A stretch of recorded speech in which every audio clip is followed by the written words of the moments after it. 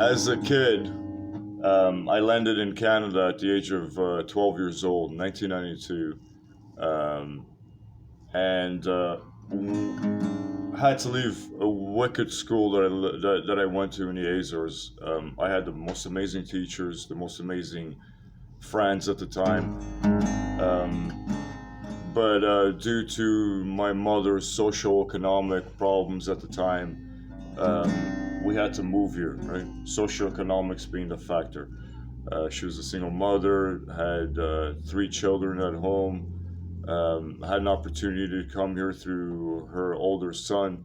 Mind you, I was raised in that woman's family in her home. I'm not her actual biological son. I was raised in her home. I ended up in her home as a little toddler. So I come to Canada in '92, and I end up in a fucking, pardon my French, in a living hell. Um, in a serious living hell of a school called St. Joseph's Elementary. Um, in that elementary school, there was a community of Portuguese um, that were the biggest pedophiles, the most disgusting sexual pedophiles I've ever met. The De Silva family. Gary Gabriel, a guy by the name of Gary, known as Gabriel De Silva, uh, or Gary De Silva, his brothers, who continue to be child pedophiles and molesters in Brampton and continue to be um, really disgusting human being pedophiles. They chase children. During high school, I left high school because I was a target of their bullying, and you know, if I took action and did something violent, I would end up being in jail or in prison, and that wasn't an option. I quickly realized it was part of their Portuguese Azorian culture, that they were raised in pedophilia, that they were raised sexually abusing children, that they were raised around families that were sexually abusing children.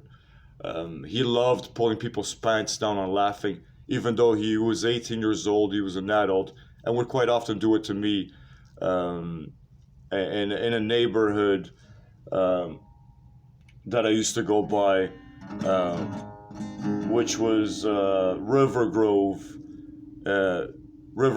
Road in Mississauga. He loved pulling people's pants down because obviously he's an overweight pedophile.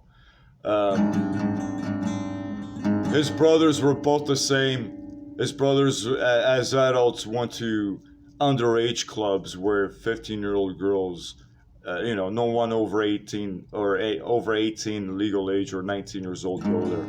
It's just underage children, uh, club goers, 14, 15, 16, 17 years old, up to 18 years old. These people built a culture that's still going on in Mississauga. Many of them ended up in Brazil in pedophile little communities where they go and spend a few months of the year as child molesters. And pedophiles where apparently it's supposed to be illegal in Brazil, according to another member of their community from the Mississauga area. Mind you, these people are all construction workers and part of a culture that was brought to Canada as they were needed for labor purposes.